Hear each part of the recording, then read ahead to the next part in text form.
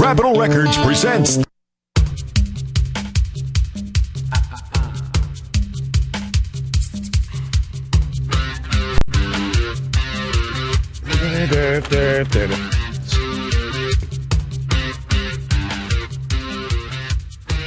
It really is.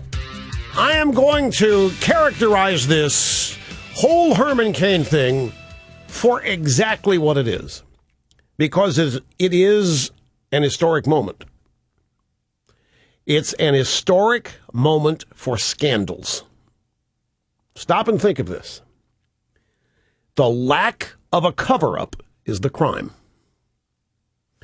No strategy, no organization, a scatterball response, a candidate simply answering the questions put to him by a media with no specificity, a candidate who is expected to deny things that haven't been alleged. Nobody in day 5 now has told us yet a single thing Cain did. And when David Gregory and Saliza and all the others, and you've heard the montage, talk about how horrible his response to this is, how unseasoned, how amateurish, and how he's guilty simply because of his response is so unprofessional. What they're really saying is he hasn't engaged in a cover-up. That's what they mean by strategy. That's what they mean by organization. Cain has not tried a cover-up. The axiom in Washington is the cover-up is always worse than the crime. That's why they love cover-ups. The whole point of this, I think, was to generate a cover-up. It's sort of like a process crime. The FBI's got you in their sights for something, but they can't prove it. So in the interrogation, they try to get you for lying to them. Okay, here, they've got nothing. They allege all of this sexual harassment. They wanted Cain to engage in a cover-up in which they could then entrap him for botching that. But Herman Cain blew it wide open because he didn't try to cover it up. Therefore, ladies and gentlemen, an historic moment for scandals in Washington, D.C. As far as the media is concerned, the real crime here is the lack of a cover-up. That's what has them ticked off. Herman Cain hasn't tried to hide it.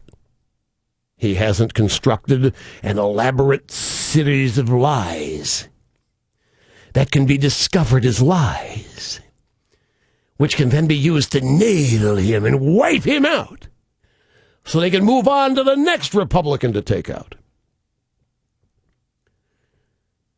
Whatever happened to the old you can't prove a negative? I'll tell you what ought to happen. Larry Flint, some Republican Larry Flint. Do we have one? Do we have a Republican Larry Flint? We know that says something too, doesn't it? Well, I wish we did for this occasion. You know why?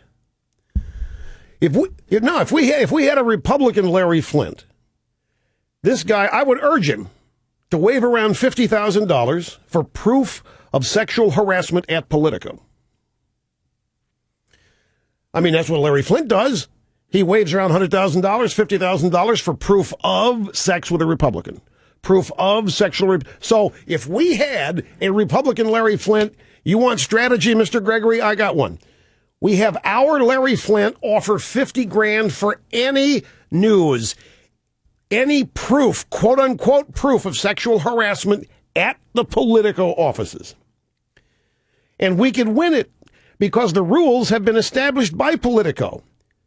The truth is whatever the accuser says. So we wave around $50,000. We get some woman to come forward and say, yeah, I got harassed at the Politico offices, and it's over. Because she says so. We're supposed to automatically believe that there was sexual harassment. See how this could work? Our Larry Flint waves $50,000 around for proof of sexual harassment by anybody at Politico. Then a woman says, it happened, give me the money. What happened? Well, I was in there once and David Gregory Or David Gergen, pick a name, hit on me big time, made me feel real nervous. Joe Biden was talking about how his parents had sex on the other side of the bedroom walls, and it was real thin walls, and I could hear it, and it made me real nervous. I was into political hell, that's all they do is talk about sex inside that building. Bam. She's got to be believed because she's the accuser. Now, while that was going on, the panty waists on our side would be decrying it and defending the people at the Politico. But everybody knows that the accuser never lies.